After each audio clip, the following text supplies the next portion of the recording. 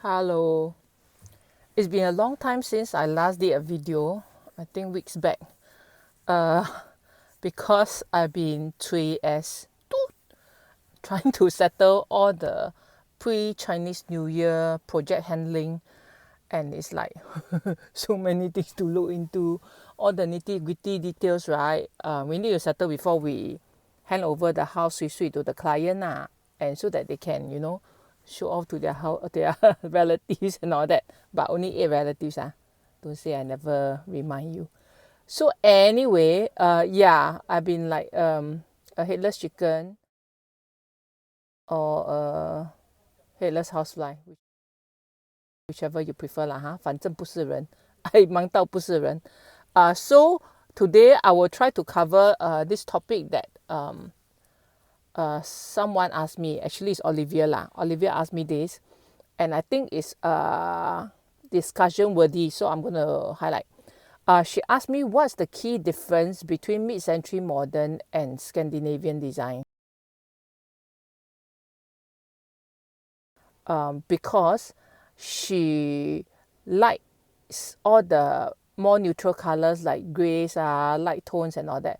But yet, she is concerned that her house may end up looking like any of those Scandi houses that are boring and bland and no personality. So she's wondering what are the key elements that make mid-century modern design. So I am not an academic lah. I don't study the history of design. I don't have textbook answers for you. I can only tell you from my perception as a designer what I feel are the key differences. So if you are I'm not talking about you, Olivia, I'm talking about the rest. If you are the critical kind, if you're just watching to pounce on me, to call out all the non-factual stuff lah, or what you think are incorrect, blah blah blah. If you're all ready to do that, please don't watch this video. I think you have better things to do at home, like crochet, like cross stitch, or those things, gardening or whatever. Just don't watch a video just so that you can criticize. It's not very nice, and I honestly don't appreciate. And to be honest, I also don't care what you think. Just be nice. Just be nice, okay? So maybe I start by outlining what is mid-century modern, because I think some people are still not very sure what is mid-century modern. And I will just quote Wikipedia so that at least there's something factually right about my videos, and not just plug off my little head. Okay, actually my head is not very small. It's not little at all. I cannot find Panama hat to suit my head size. So anyway, okay. So generally, mid-century modern is a design movement, okay, and it doesn't just pertain to interior design. It's graphic lah, lifestyle lah, fashion, etc. They can all be categorized under this movement called mid-century modern, and it happened between the mid 1940s to the late 1960s. This period, and it's generally characterized by very clean lines, very honest materials, honest as in non-frills, non-fancy, very down-to-earth kind of a design approach, okay? But yet in its down-to-earthness, right, there is so much beauty in mid-century modern. But I think for Olivia's case, right, you are confused because you feel, how come Scandi, like mid-century modern, I see mid-century modern, I also see like pops of bold colors, bold patterns, etc. Then what's the difference between this and Scandi? Scandi can do that, but generally Scandi is light and neutral and bland. So I feel the key difference is not in the usage of bold patterns and bold colors. I feel is generally to me, the key difference between Scandi and mid-century modern is your choice of furniture and your choice of wood tone. For mid-century modern, right, is generally your wood tone is generally mid-tone to dark tone. Whereas for Scandi, right, is generally lighter tone. The wood tone is lighter tone. That is one key difference already. So you will not, chances are you will not step into a legit mid-century modern house and see a lot of light wood. Okay, it's very 少玩 It's usually mid-tone or dark wood. Okay, so that's the key thing. Then it's your choice of furniture, because Scandi, right? Okay, the fact that mid-century modern happened in the mid-century which means like the 1940s to 1960s, right? Means the furniture pieces are best represented by the more retro feel. That means a lot of mixture of wood and cushion. Okay, for let's say sofa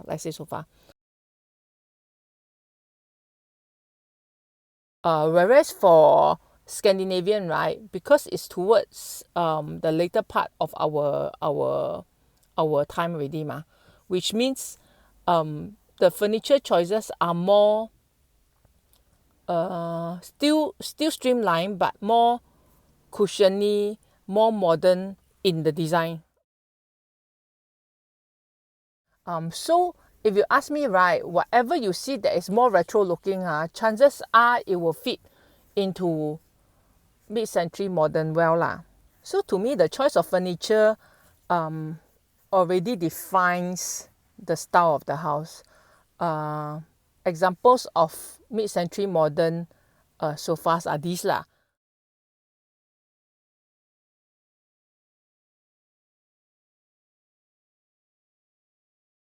As you can see, right, I personally feel mid-century modern stuff are not high on comfort because of the fact that the furniture pieces are fabricated at that time using the technology they know. So it's not the you sit down you feel like you're on the cloud and all that one.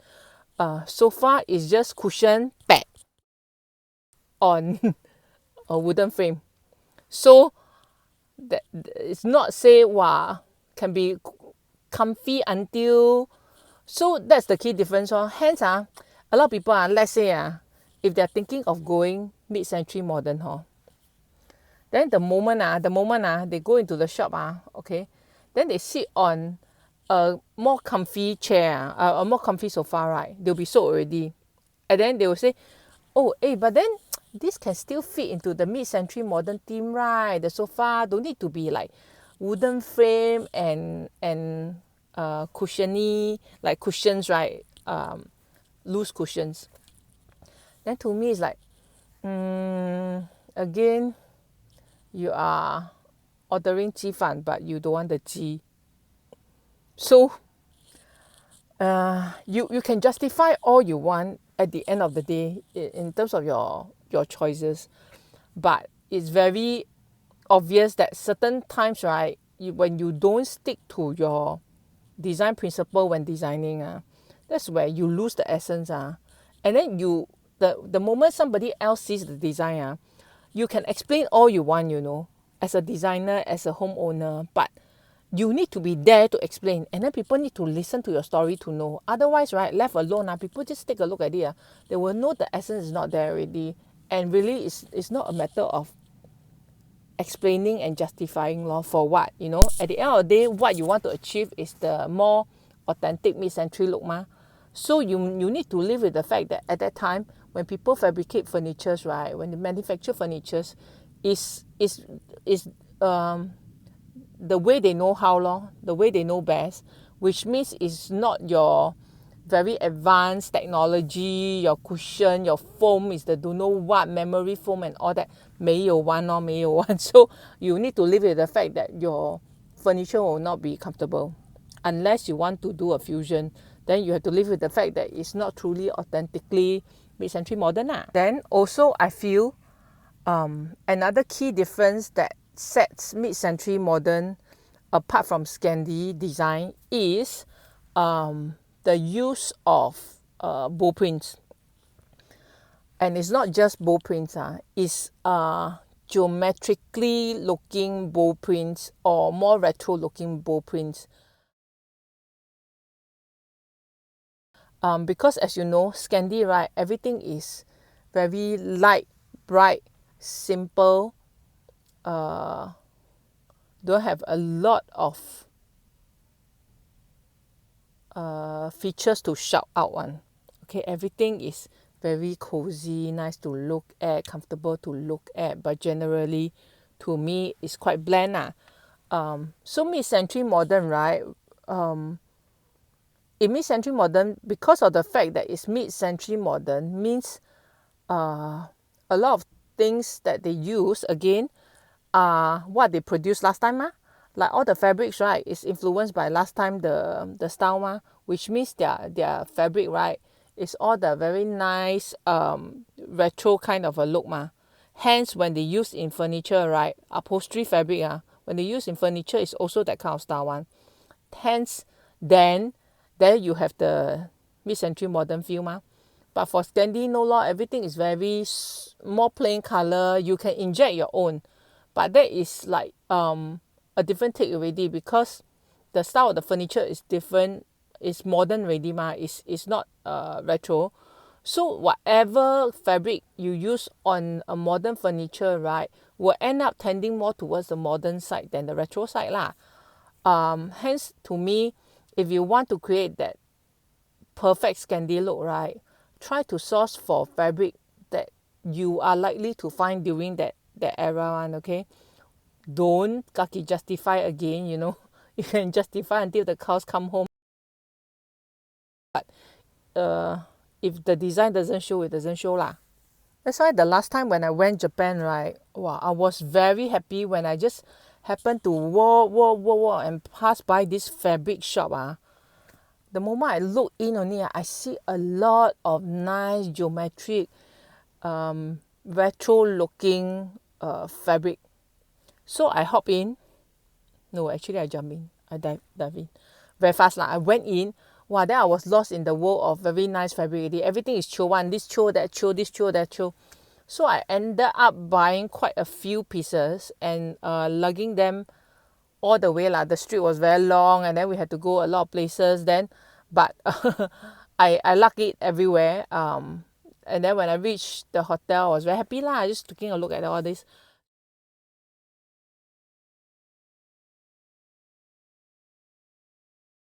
Actually, traveling, it's a bad time to mention this, but traveling is a good time for you to source for fabrics. If you have the time to not do general, typical sightseeing, but to suss out all these places, right? You will be rewarded lah because a lot of fabric you cannot find in our country one. You can order online, no doubt, but if you can explore authentic places, right, in other countries that sell their country kind of a fabric, I think it's a good thing to take a look. It's always good to explore different aspects of design. Fabric, right, you can sew it's not say very bulky or what. When you sew already, right, eventually when there's a need for it, so many things you can do. You can do settee for your banquet. Can I just emphasize banquet is BANQUETTE. It's pronounced as banquet. It's the Angmo way of saying bench lah, storage bench. So let's say if you have fabric already, right, you can do settee for banquet. You can do cushions.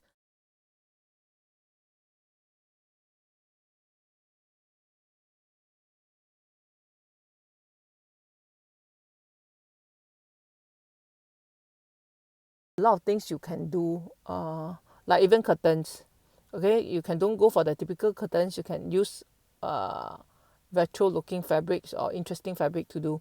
So there's a lot of possibilities. Just sew when you can or buy when you can, then later decide on what to do lah.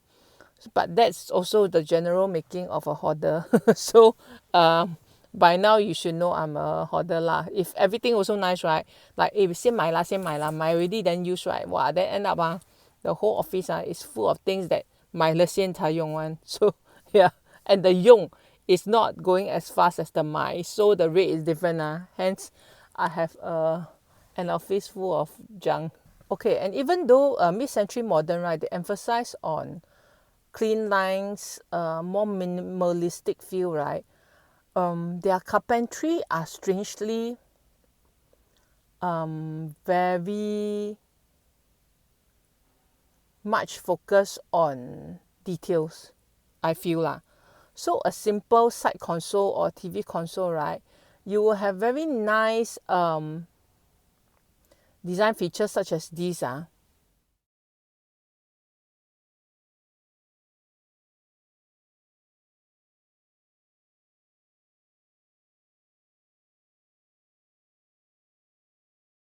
To spruce up an otherwise very plain, bland piece of carpentry. Whereas Scandi, right, I feel Scandi is just plain. Their clean equals plain. But for mid-century modern, right, their clean is not plain one. They have a lot of design features, but the lines are clean. They still keep the lines clean. So that is another difference between mid-century modern and Scandi lor. So I suggest if you are looking to create the mid-century modern look, right, and if your house is 本来 don't have those inherited elements like your walk-up apartments and all, right, and you want to create that look, right, try to be as authentic as possible in your choices of furniture and fabric and decor items, because these are the things that makes it mid-century modern. I see a lot of people trying to create that, but yet they are not very firm in their choices. End up you compromise on the look.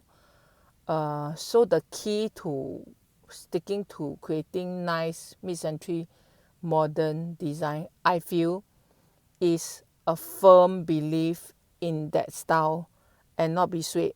The moment you are easily swayed only, then you are between mid-century modern and Scandi. And that is not what you want if you don't want to be going along the Scandi feel. So all the best. I hope you have fun creating your house.